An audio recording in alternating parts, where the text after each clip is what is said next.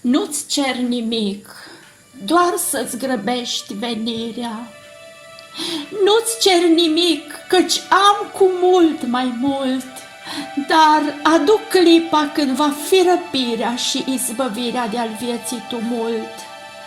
Nu-ți cer nimic decât să vii în slavă mireasa ta pe nori să o răpești. Ah, aduc clipa când fără zăbavă să ne unim cu oștile cerești.